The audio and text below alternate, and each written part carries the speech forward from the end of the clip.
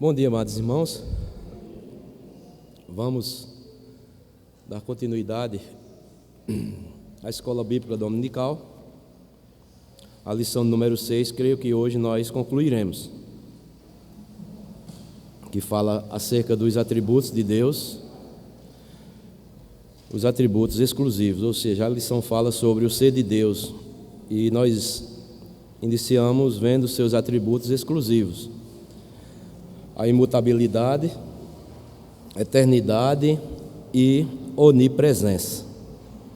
E hoje nós veremos os dois últimos, assim, atributos exclusivos de Deus que o autor destaca, que é onipresença e, ou melhor, onipotência e onisciência.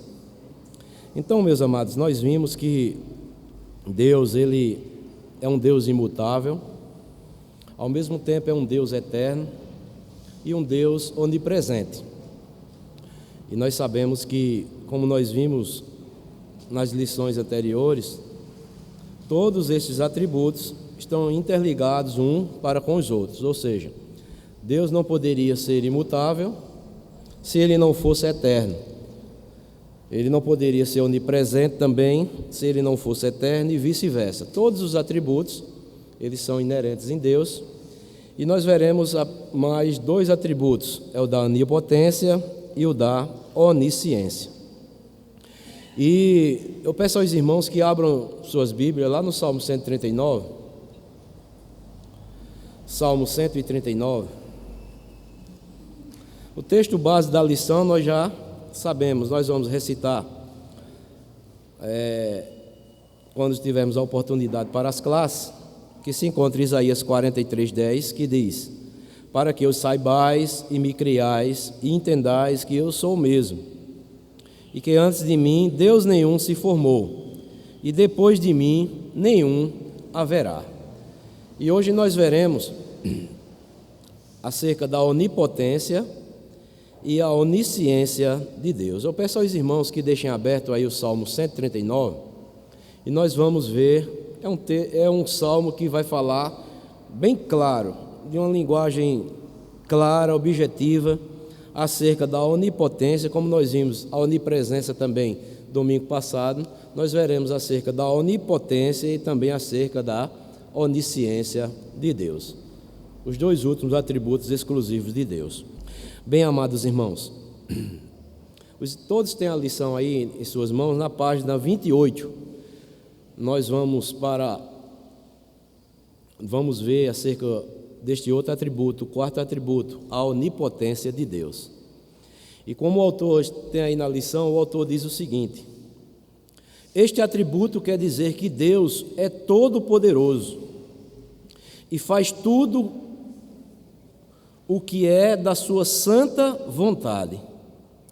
Deus tem poder e capacidade para fazer qualquer coisa que quiser e tem permissão de si mesmo para agir conforme for o seu agrado.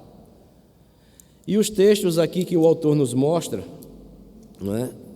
É bem claro. Gênesis 18:14, quando o Senhor fala para Sara ali, quando promete um filho a Abraão, e Sara riu, e o Senhor chega para Sara e diz: acaso para o Senhor há coisa demasiadamente difícil? Né? Salmo 24, versículo 8. Quem é o Rei da Glória?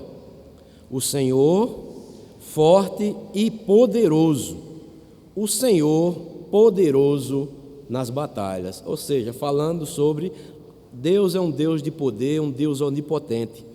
E Efésios 3:20 diz aí, é poderoso, né? Se referindo a Deus, é poderoso para fazer infinitamente mais do que tudo quanto pedimos ou pensamos, conforme o seu poder, que o quê? Que opera em quem? Será que nós temos a fé suficiente e cremos que esse poder de Deus opera em nós? Às vezes tem texto nas Escrituras, amados irmãos, que nós ficamos assim, sem entender, e ao mesmo tempo assim ficamos, meu Deus, eu já li bastante vezes esse versículo e não prestei atenção ou não me despertei para esta verdade, né? Conforme o seu poder que opera em nós. Então, como é que Deus Todo-Poderoso, esse poder de Deus, pode operar em nós? Será que nós estamos colocando em prática mesmo este poder de Deus que habita em nós? Não é? Ele é poderoso para fazer infinitamente mais do que tudo quanto pedimos ou pensamos, conforme o seu poder que opera em nós. Então há coisas, amados irmãos, não sei se os irmãos já tiveram essa experiência, que às vezes nós cristãos estamos pedindo algo a Deus e que há coisas que nós achamos que são grandiosas. E Deus, através de nós, oração, a nossa vida prática de consagração a Deus, nós ficamos o quê? Surpresos, muitas vezes, com aquilo que Deus vem e realiza por nosso intermédio. Nós pedimos algo e Deus nos dá o quê? Algo muito maior depois.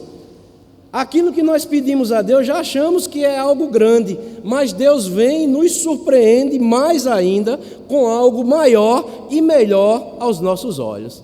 E nós ficamos o quê? Boquiabertos. Por quê? Porque Deus, Ele é o Deus Todo-Poderoso.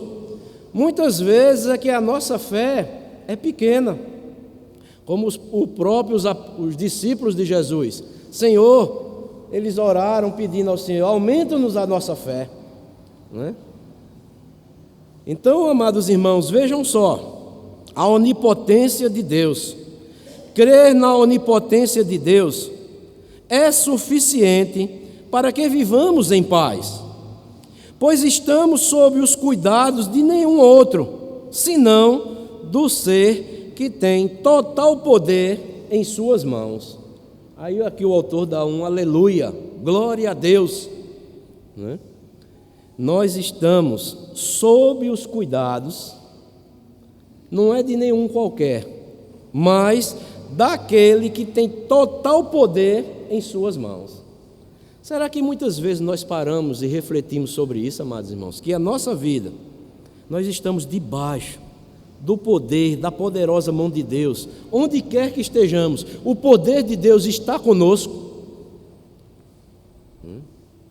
Então, os irmãos já abriram aí no Salmo 139, que o texto que eu vou mostrar aqui, a partir de Salmo 139, versículo 13 ao versículo 18,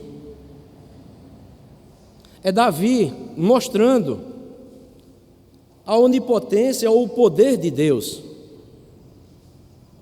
Eu vou ler Salmo 139, versículo 13 ao versículo 18.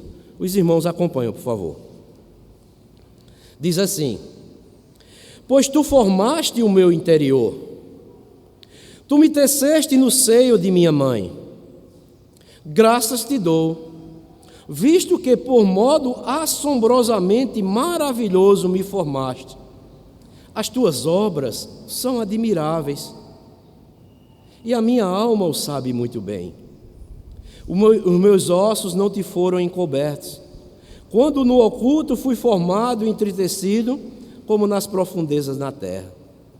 Os teus olhos me viram, a substância ainda informe, e no teu livro foram escritos todos os meus dias, cada um deles escrito e determinado, quando nenhum deles havia ainda.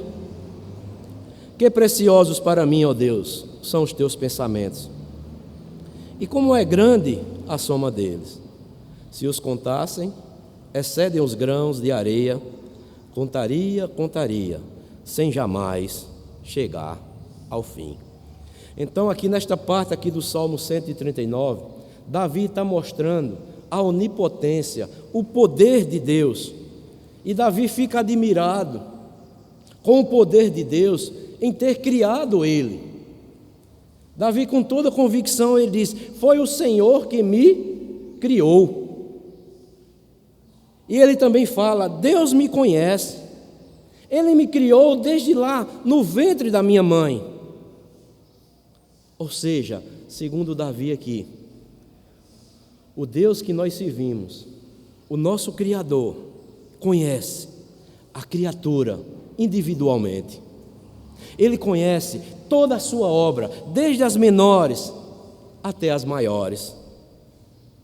E Davi fica admirado aqui no versículo 13, quando ele diz: pois tu formaste o meu interior e me teceste no seio de minha mãe. Que coisa maravilhosa. Davi aqui está detalhando que Deus forma as partes internas e misteriosas de uma pessoa. Ou seja, a palavra seio aqui quer dizer ventre, útero, interior do corpo. E Davi fica admirado com o poder de Deus em ele ser gerado no útero da sua mãe. Como é que pode acontecer isso? Só um Deus todo-poderoso. Quem é mãe aqui sabe a alegria, né, quando é gerado um filho no seu ventre. E todos nós ficamos o quê? Boquiabertos. Por isso que ele diz aqui, no versículo 14, também: graças te dou, visto que por modo assombrosamente maravilhoso me formaste. As tuas obras são admiráveis, e a minha alma o sabe muito bem. Davi tinha convicção disso. Não somente a sua criação, mas todas as obras de Deus, elas são o quê? Maravilhosas, extraordinárias, ou difíceis de quê? De algum outro ser realizar. Não é? Deus, amados irmãos, é o Deus Todo-Poderoso. Por isso que a Bíblia nos mostra, nos ensina que todos nós fomos criados para o louvor da sua glória. Às vezes, em estudos parecidos com esse, eu sempre repito: todos nós, amados irmãos, ninguém pediu para existir, mas Deus, pelo seu poder, pela sua onisciência, pela sua sabedoria, pela sua soberania, Ele nos criou e nos criou para a sua glória. E tem uma frase aqui que eu vou falar para os irmãos, veja que coisa maravilhosa. É que um autor, ele diz o seguinte: que Deus nos criou, cada um de nós, únicos, e Deus depois quebrou os moldes de cada um de nós. Só existe, vou dar um exemplo aqui, uma Marlene no mundo. Só existe um pastor Valdson no mundo. Só existe uma Marisa no mundo, um Inácio, um Samuel. Todos nós, só existe um. Não existe outro Valdson. Pode ter aparência física, né? Pode existir outra Marlene aparente fisicamente, mas interiormente, geneticamente, todos são diferentes. Isso é maravilhoso ou não é? Por isso que um autor disse o seguinte: Deus nos criou únicos e depois quebrou o nosso molde. Não existe outro. Todos são diferentes um do outro. E eu fico maravilhado, amados irmãos, quando nós olhamos para gêmeos, trigêmeos, todos eles, né? Aparentemente, tem aqueles gêmeos que são idênticos, não é?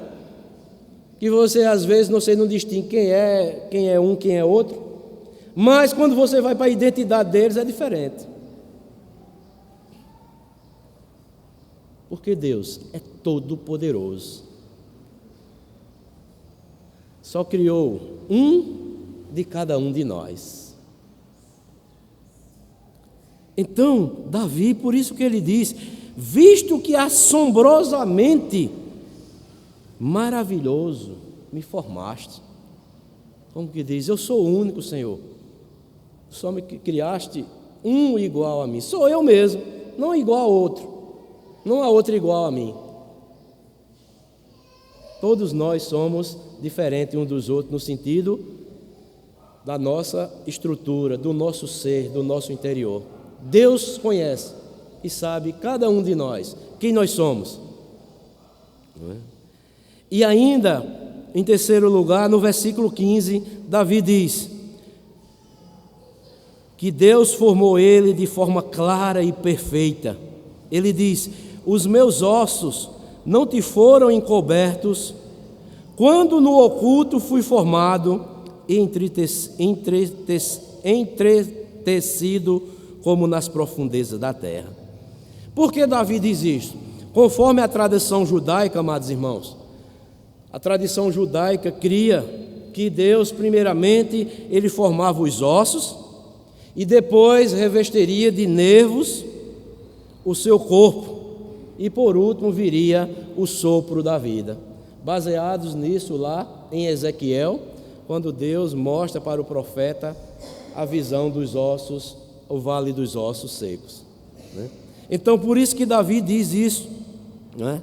Os meus ossos não te foram cobertos, quando no oculto fui formado, né? Como nas profundezas da terra. Amados irmãos, isto é maravilhoso. E quando chegamos também no versículo 16, diz assim: os teus olhos me viram a substância ainda informe, e no teu livro foram escritos todos os meus dias, cada um deles escritos e determinados. E isto, amados irmãos, é uma verdade profunda.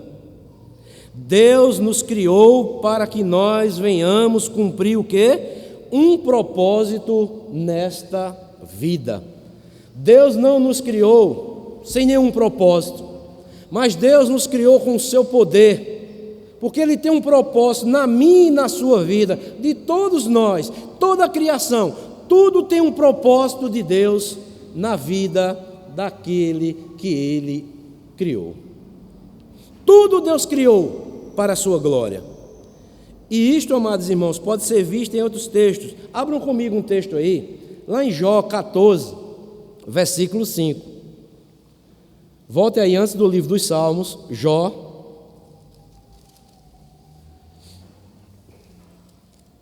Jó 14.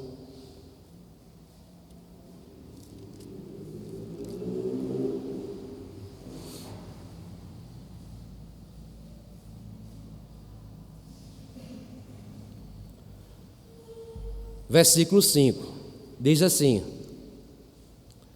visto que os seus dias estão contados, contigo está o número dos seus meses. Tu, ao homem, pusestes o quê? Limites, além dos quais não passará. O homem acha que vai passar dos limites, ou que ele pode viver mais daquilo que Deus já determinou para a vida dele ou para a vida dela, mas não passará. Deus deu limites ao homem e ele só viverá o quanto Deus já determinou.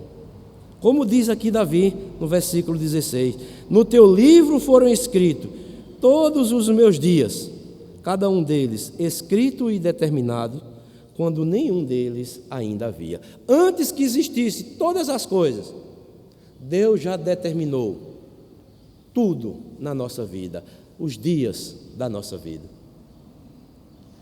Ou seja, Deus nos criou para cumprirmos um propósito nesta vida. Isto é o quê? Mostrando o quê? A sua onipotência, o seu poder, que o Deus que nós servimos, Ele é um Deus o quê? Todo poderoso. Ele nos criou com um propósito. E quando nós vemos, amados irmãos, quando Ele nos criou e nos tornou nova criatura, nós vemos ainda um propósito maior nas nossas vidas. Efésios capítulo 2, versículo 10. Veja aí, que Deus já havia determinado para as nossas vidas, aqueles que já estão em Cristo. Efésios capítulo 2, versículo número 10.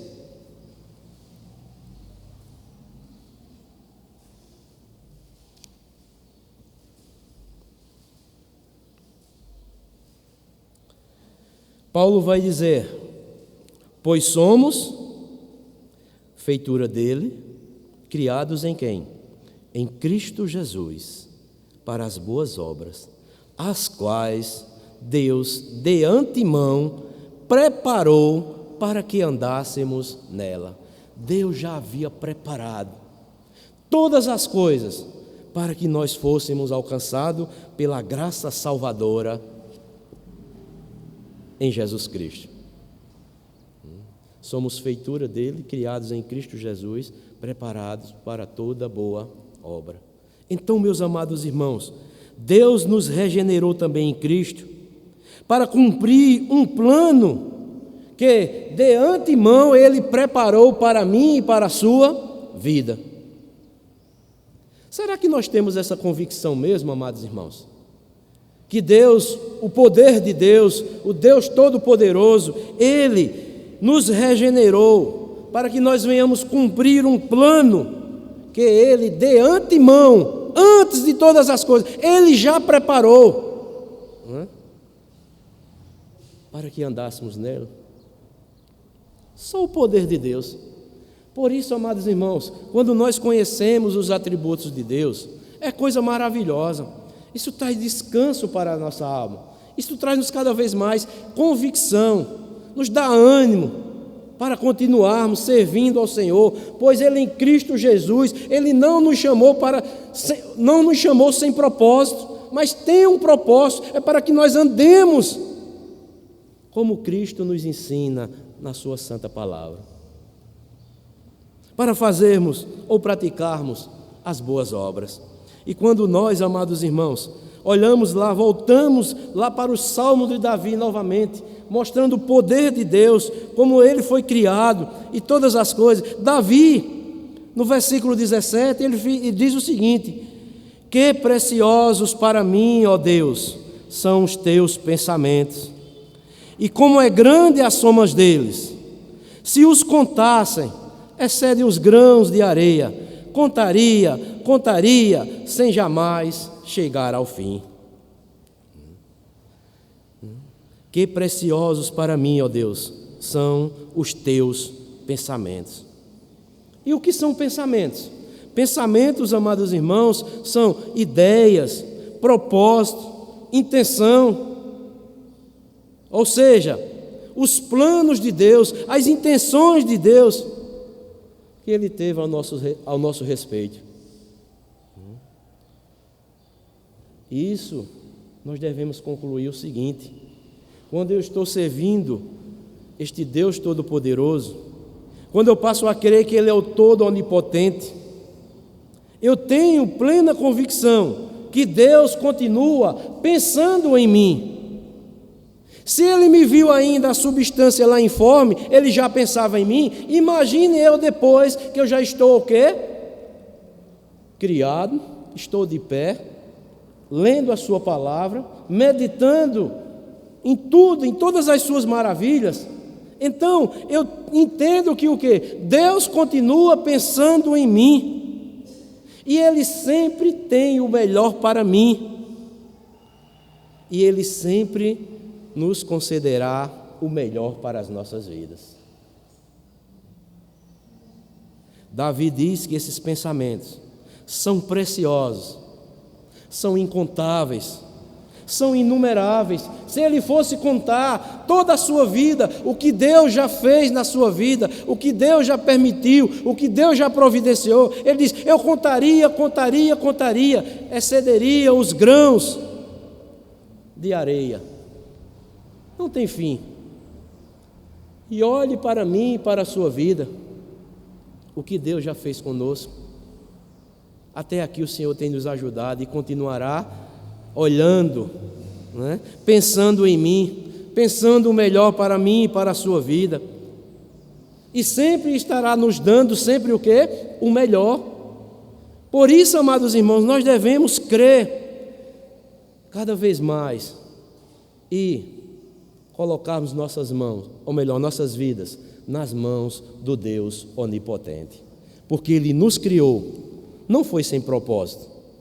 Deus nos criou com um propósito e um propósito eterno. Antes de serem criadas todas as coisas, Deus já pensava em mim, Deus já pensava em você. E hoje nós estamos aqui estudando e vendo na palavra de Deus todas essas verdades. E isso nos traz o quê? Gratidão, louvor ao Deus Criador, ao Deus Todo-Poderoso, o Deus Onipotente, que só Ele é que tem condições, só Ele tem poder de fazer o que Ele fez comigo e com você, e continuará fazendo com toda a sua criação. Por isso que a Bíblia diz que quer comais, quer bebais, quer façais qualquer outra coisa, fazei tudo para a glória de Deus, porque nós fomos criados para glorificarmos este Deus Todo-Poderoso, o Deus que tudo sabe, o Deus que tudo faz de forma certa, planejada. Nada pega esse Deus de surpresa. Então, meus amados irmãos, por isso que o autor aqui da lição diz o seguinte: crer na onipotência de Deus é suficiente para que vivamos em quê? Em paz. Por isso que o cristão, o filho e a filha de Deus, ele ou ela deve viver em paz, porque nele ou nela habita o poder de Deus, esse Deus poderoso. Será que isso não é suficiente para que vivamos em paz? Porque tantas vezes, amados irmãos, nós como cristãos ficamos inquietos,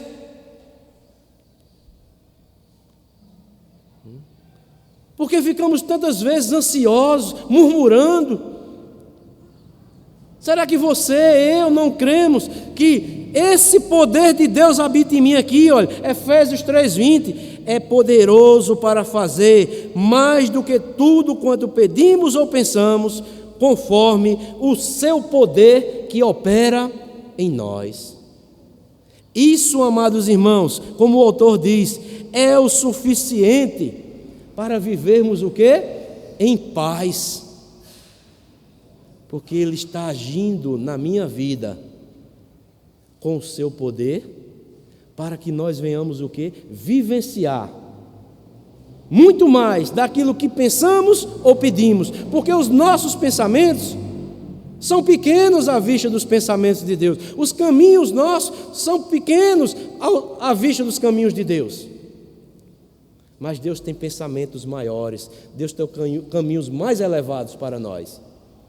Por isso é o suficiente para que nós tenhamos a paz verdadeira, que excede todo entendimento. É quando eu tenho esta convicção que o Deus Todo-Poderoso, Ele habita na minha vida, e isso me traz o quê? Descanso e paz. Eu pergunto, você tem descanso mesmo? Você tem tido a paz de Cristo no seu dia a dia? Você crê que o Deus Todo-Poderoso habita em você, com todo o seu poder? Temos que ter esta convicção e deixarmos ser levados pelo poder de Deus que habita em nossas vidas. Às vezes, nós não usufruímos daquilo que nós já temos em Cristo Jesus. E às vezes, por isso, nós ficamos o quê? Murmurando, tristes, não satisfeitos com nada, não é? Ficamos ansiosos e tantas outras coisas, porque não paramos, não refletimos nestas verdades. Porque, amados irmãos, eu vou lhe dizer uma coisa: os crentes, os cristãos que já estão em Cristo, eles já têm tudo para desfrutar do melhor de Deus. Sabe por que muitas vezes não desfrutam?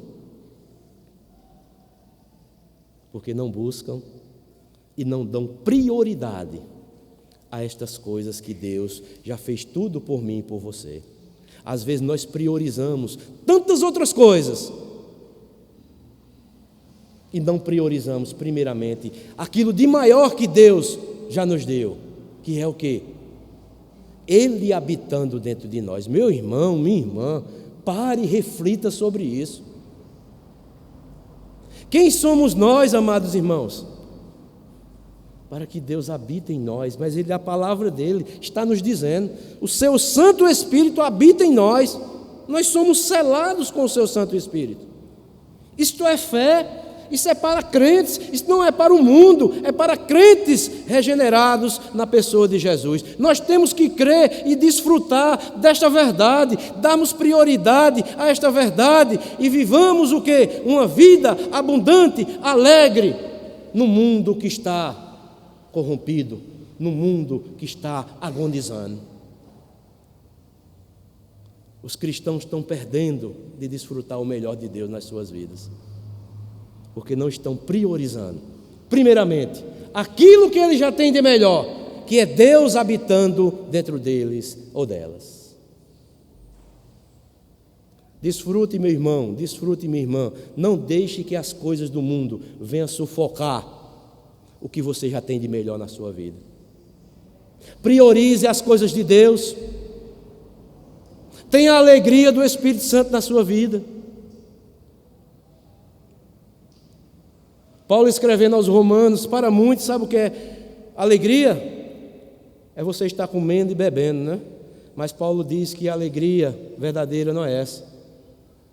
É você estar desfrutando da alegria do Espírito Santo na sua vida. O reino de Deus não é comida nem bebida, mas sim paz e alegria no Espírito Santo.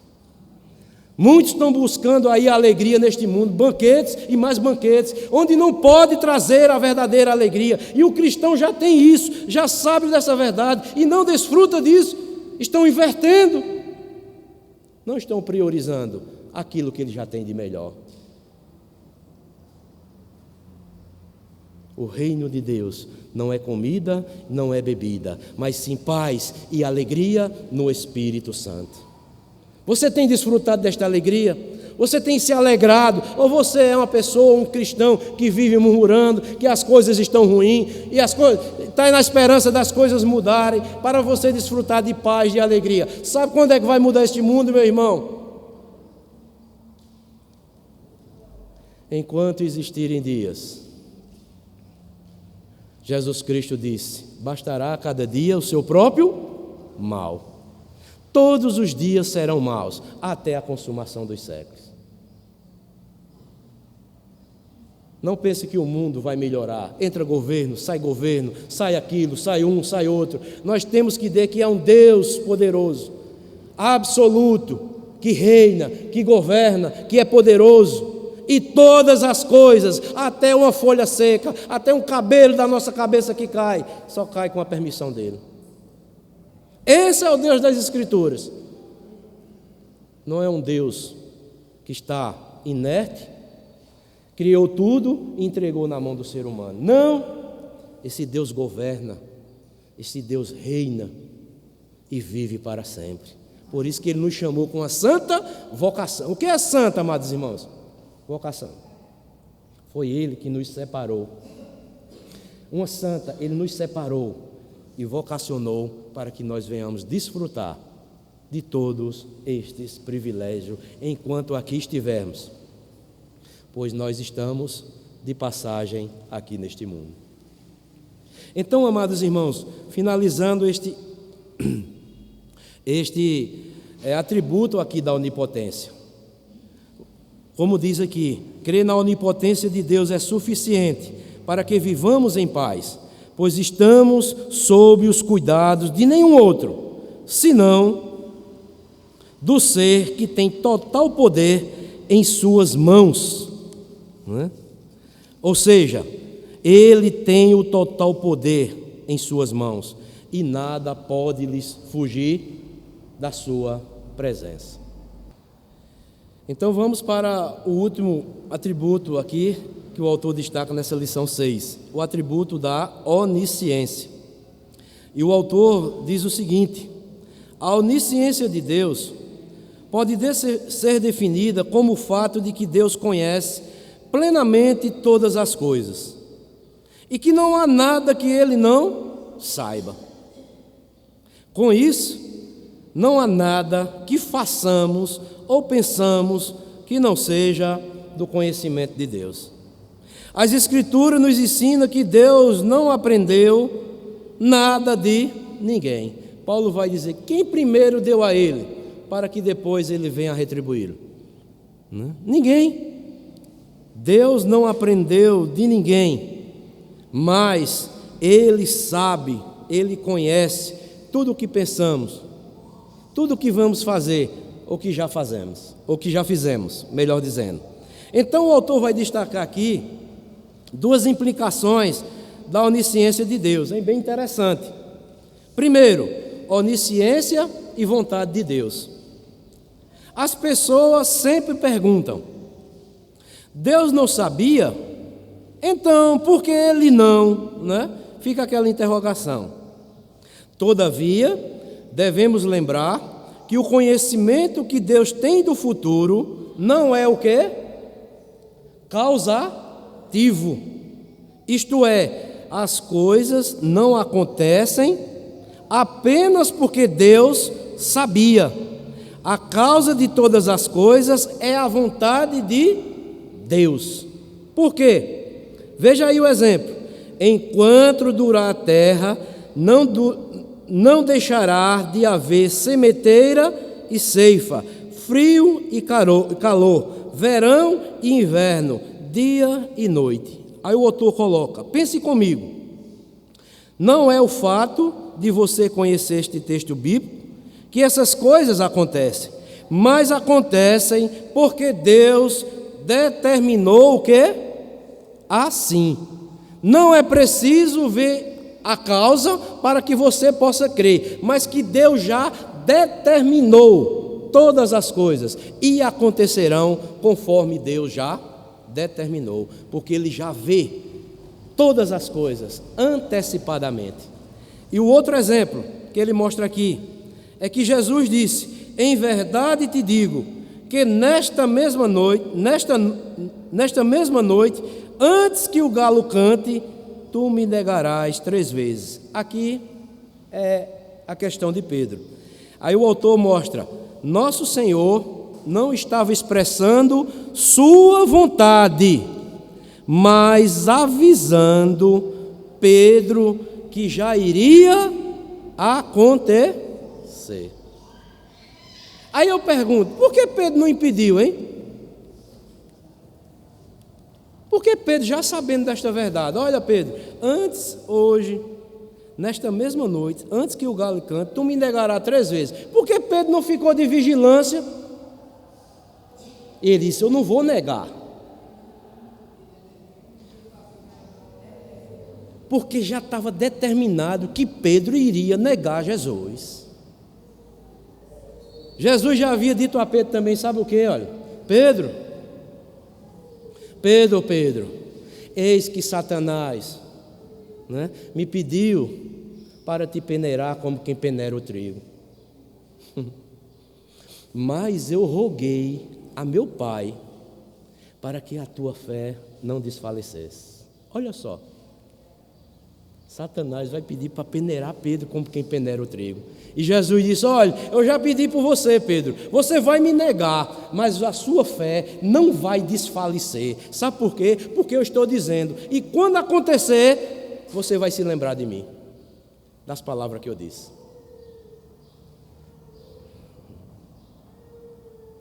Não é profunda, amados irmãos? Ou seja, nosso Senhor não estava expressando sua vontade, mas apenas avisando já o que iria acontecer. Isso é presciência, saber antes, Isso é presciência de Deus e não vontade. Faça a diferença entre uma coisa e outra, que muitos textos bíblicos vão fazer sentido para você. Então aqui, amados irmãos, a onisciência e a vontade de Deus, ela irá prevalecer, porque Ele já conhece tudo, Ele já determinou tudo, Ele é imutável, Ele é eterno. Antes de tudo, Ele já decretou, e as coisas irão acontecer como Deus já determinou todas as coisas. Nós é que ficamos o quê?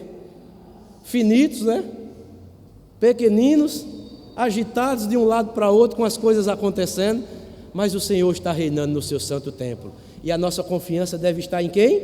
No Senhor pelo qual nós servimos. Aí vem onisciência e consciência humana. Ou seja, nada se pode esconder de Deus. Ele disse ao profeta Ezequiel: quantas coisas que vos surgem à mente, eu o quê? As conheço. Olha só, Deus conhece o que está passando em cada mente aqui presente. Ele conhece não só os que estão aqui, mas o do mundo inteiro, daqueles que já foram, que já partiram, já viveram, que ainda irão viver. Deus conhece tudo.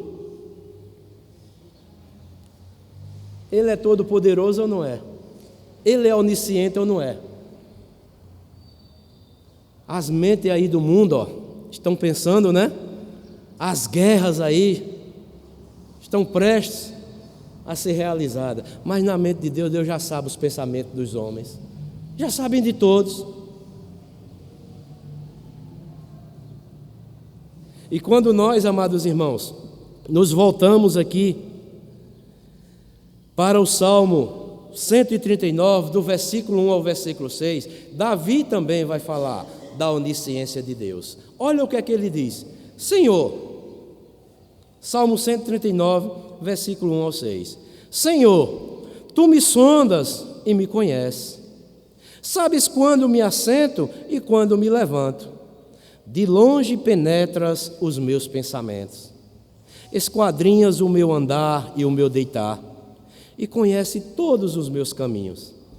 Ainda a palavra não me chegou à minha língua, e tu, Senhor, já conheces toda. Tu me cercas por trás e por diante, e sobre mim pões a mão. Tal conhecimento é maravilhoso demais para mim. Olha o que ele diz: é sobremodo o quê? Elevado, não o posso atingir. O que é que Davi aqui está falando?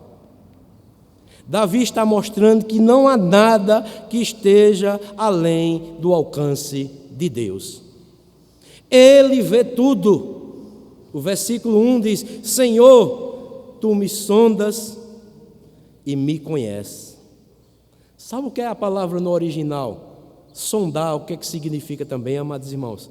Significa examinar profundamente, esquadrinhar, investigar. Deus nos esquadrinha, Deus nos investiga, Deus nos examina profundamente. Só Ele pode fazer isso.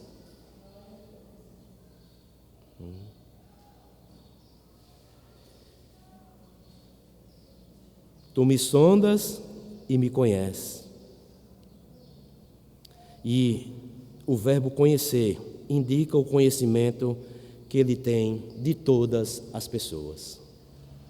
Mas o que eu quero destacar aqui, amados irmãos, é que o Senhor sabe tudo ao meu e ao seu respeito. Ele sabe, primeiramente, o que nós fazemos. Versículo 2. Sabes quando, olha só, me assento e quando me levanto. Ou seja, toda a nossa vida diária, quer no descanso, enquanto estejamos trabalhando, Deus conhece cada um e sabe da nossa vida. Sabe o que fazemos. E no versículo 3, ele diz: esquadrinhas o meu deitar, o meu andar e o meu deitar, e conhece todos os meus caminhos. Ou seja, Ele sabe da minha vida diária, Ele sabe quando eu estou descansando, Ele sabe quando eu estou dormindo, Ele me vê quando estou acordado, onde ando, tudo o que eu faço. Deus examina a nossa vida em tudo que nós realizamos.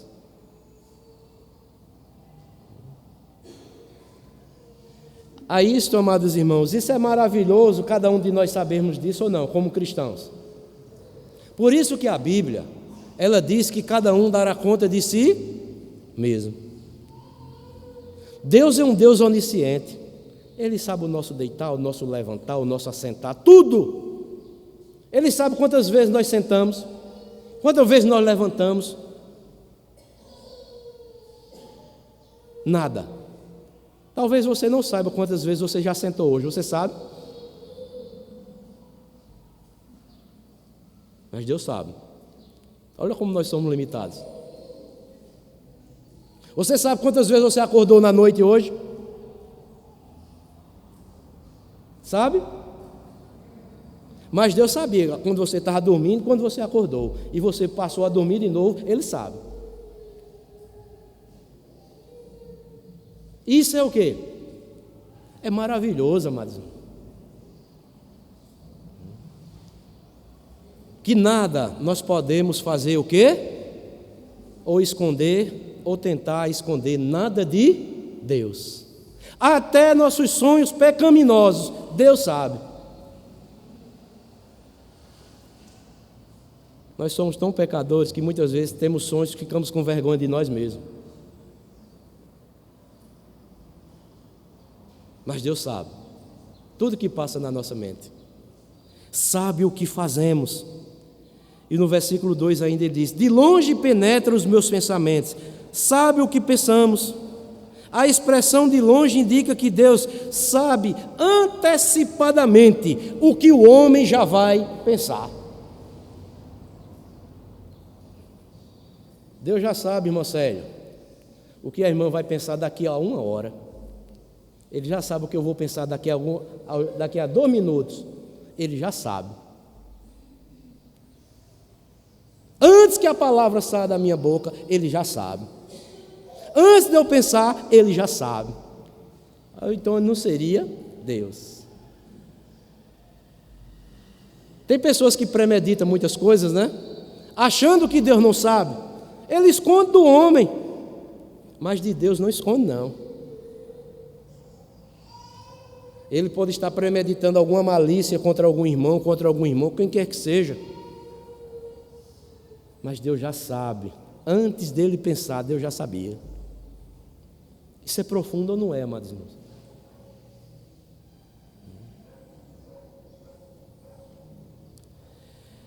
Salmo 138, versículo 6.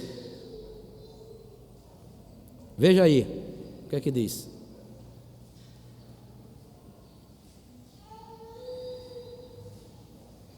O Senhor é excelso é a glória, o Senhor é glorioso, contudo, atenta para os humildes. Olha o que é que ele diz: os soberbos, Ele os conhece de quê? De longe. Antes dos soberbos se orgulharem, eu já sei quem são eles. Não precisam vocês me dizer. Quem é soberbo? É só questão de tempo de se externar nele aquilo que já está dentro dele. Mas Deus já sabe todas as coisas. Ele já conhece de longe. Antes que aconteça, Deus já conhece todos.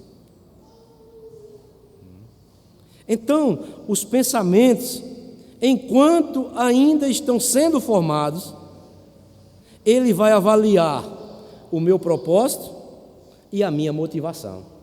Por isso, amados irmãos, nós cristãos, nós devemos aplicar esse fundo de verdade para as nossas vidas. Ele avalia, né, o meu propósito que eu estou pensando e a minha motivação. Quando eu penso, o propósito para que eu estou pensando é algo bom ou ruim? A minha motivação é para me engrandecer ou para glorificar a Deus? Ele sabe as nossas motivações, Ele sabe o meu propósito naquilo em que eu estou pensando todos os dias. Se é para glorificar a Deus, Ele sabe. Se não é, Ele também já sabe. De longe Ele penetra os meus pensamentos.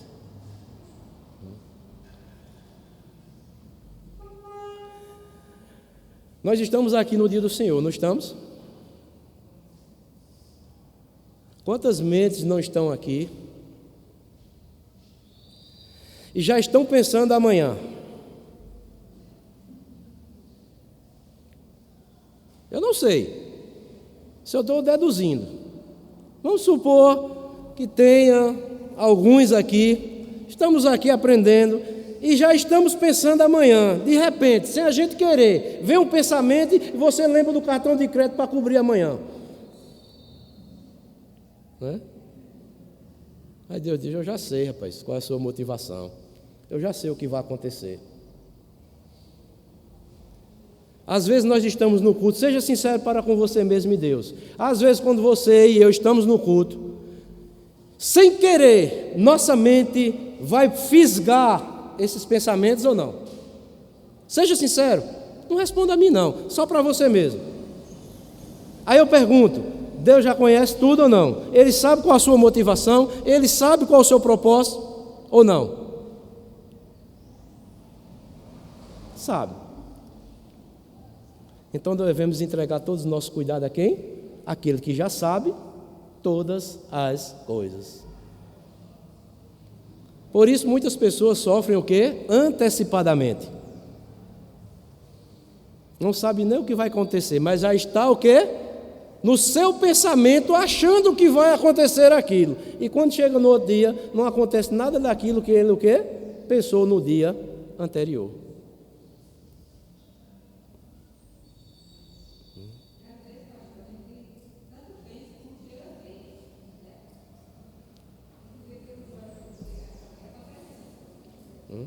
Às vezes nós fazemos, né?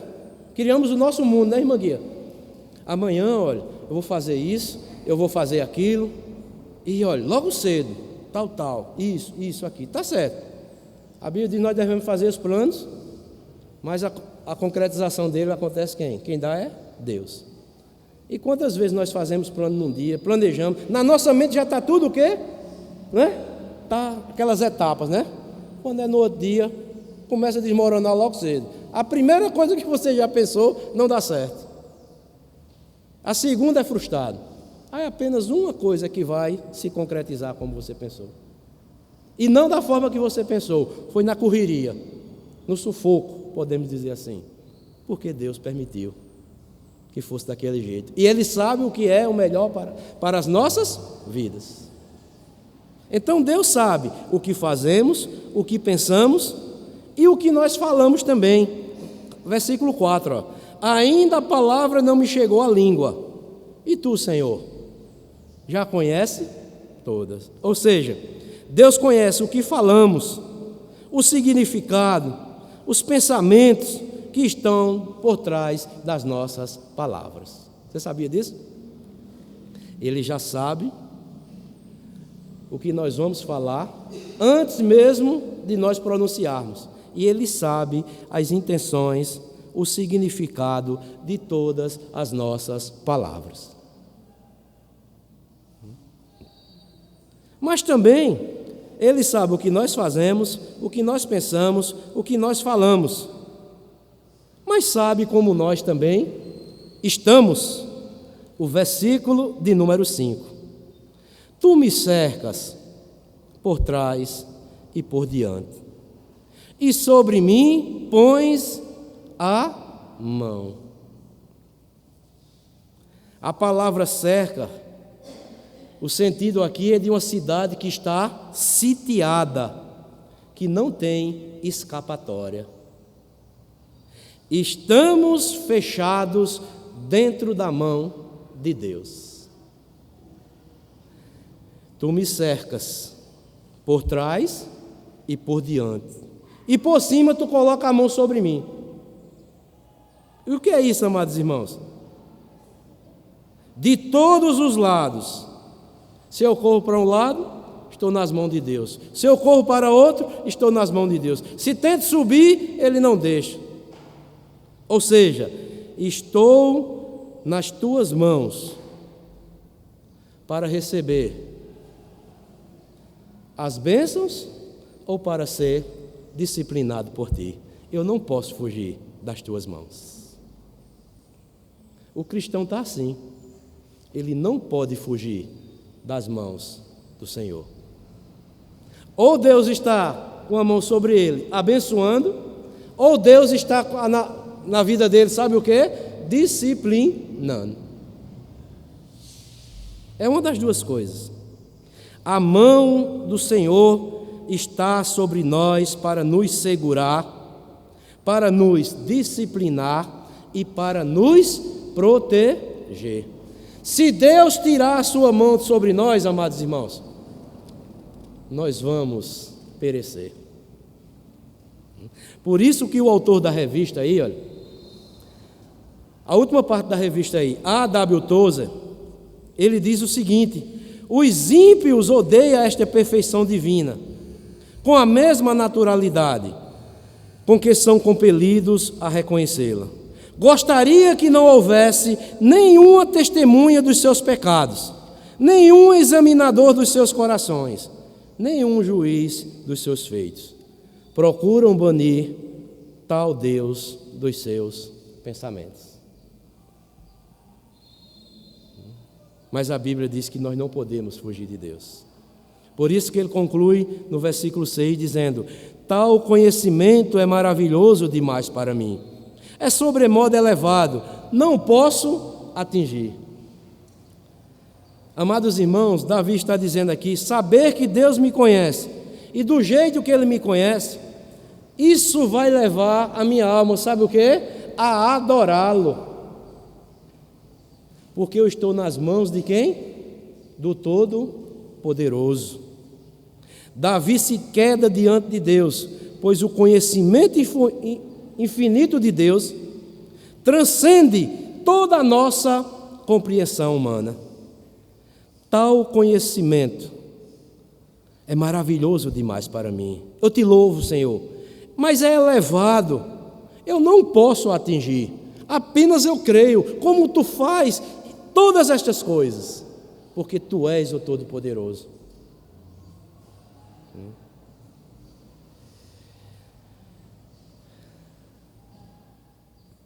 Amados irmãos, vou citar uma frase aqui de um homem chamado Thomas Brooks, que é bastante interessante. Ele diz assim: assim como o cristão nunca está fora do alcance da mão de Deus, também não está fora do alcance do olho de Deus.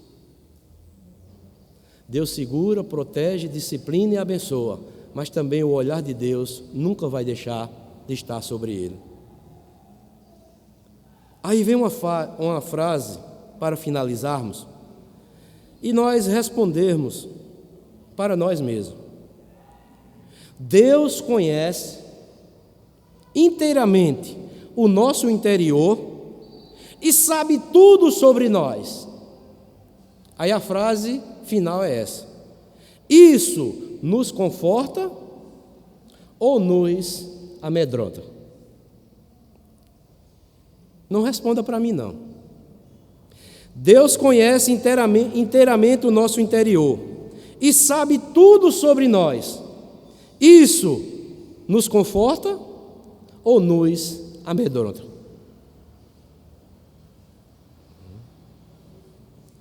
Então, meus amados irmãos, finalizando aqui, se os irmãos quiserem aí falar algo, ou se não ficou algo claro aqui, pode ficar à vontade. Para nós finalizarmos aqui, já tocou a primeira vez, já são 10h30.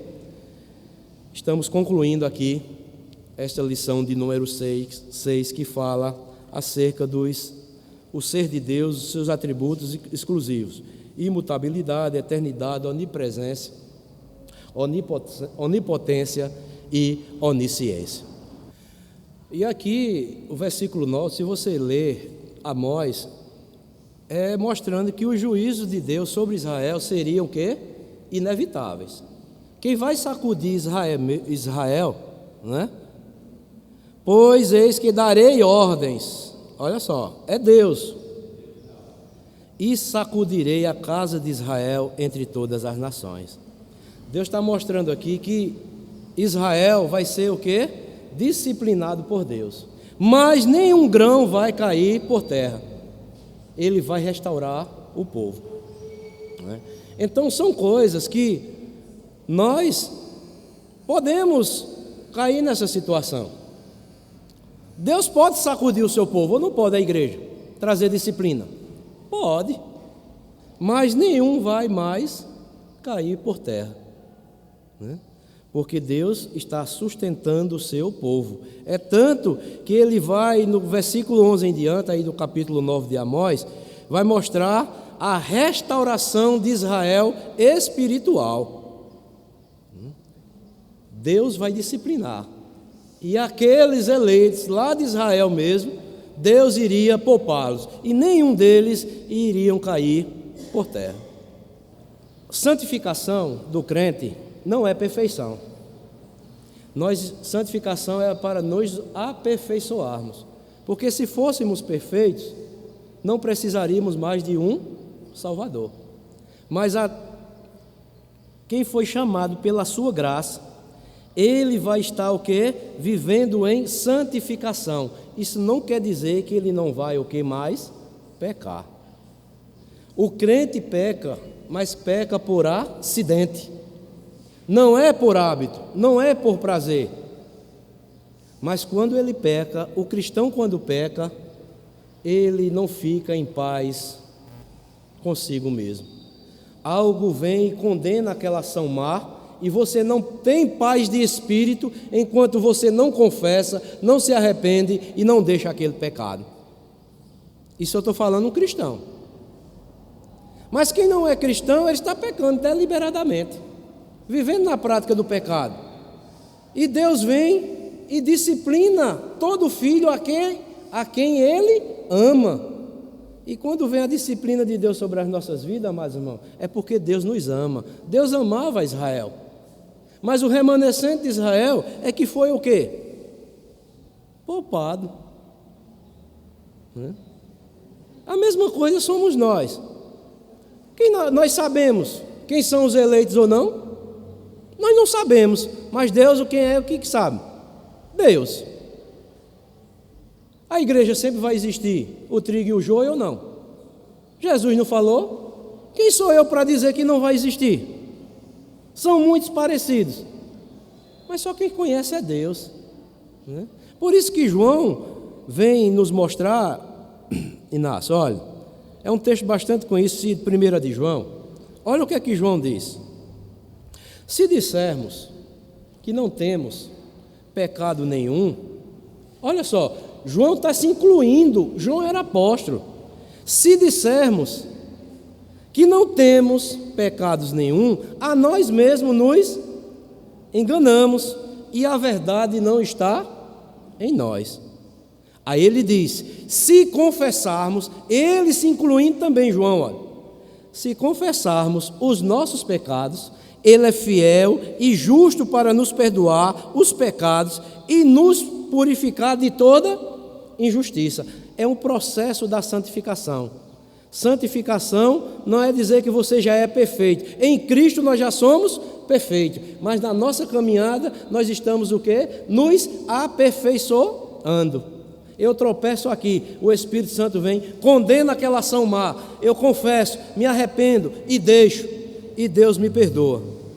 Aí ele diz, se dissermos que não temos cometido pecado, fazemo-lo quem? Deus mentiroso, e a sua palavra não está em nós. Nós somos pecadores, mas somos pecadores remidos, lavados pelo sangue do Senhor Jesus Cristo, e hoje nós temos o quê? O auxílio do Espírito Santo dentro de nós. Quando nós praticarmos algo contrário à vontade de Deus, o Espírito Santo vem, condena aquela ação má, aquele pecado que nós praticamos, e nós caímos aos pés do Senhor, nos prostramos, nos arrependemos, confessamos e deixamos, e Ele nos perdoa. Mas quem não está em Cristo, ele não faz isso. Ele está pecando deliberadamente, né? Por isso que João, na mesma carta lá na frente, ele diz o seguinte, né? Todo aquele que é nascido de Deus, olha, 1 de João 3, versículo 9, todo aquele que é nascido de Deus não vive na prática do pecado, pois o que permanece nele é a divina semente. Ora, esse não pode viver pecando, porque é nascido de Deus. Então, quem é nascido de Deus, ele não vive na prática constante do pecado, ele tropeça, é um acidente, Eu costumo sempre dizer que o pecado do crente é como que você vai numa calçada aqui, você vai e tropeça ali. Quando eu era menino eu fazia muito isso, eu andava de sandália, aí você, não é? O dedo lá, subiu o tampão, né? Aí foi porque você quis? Não. Você tropeçou. Então, eu sempre ilustro nesse sentido. O pecado do crente, o crente é isso. Ele não quer pecar, mas um pouco de não estar vigilante, o que é que ele faz? Ele tropeça. Mas quando ele tropeça, o Espírito Santo de imediato vem e condena. Pequei. Você pecou.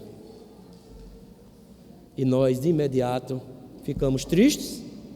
E enquanto nós não confessamos, não deixamos, nós não vamos o quê? Sentir o refrigério que é dado por Deus por intermédio do sangue de Jesus.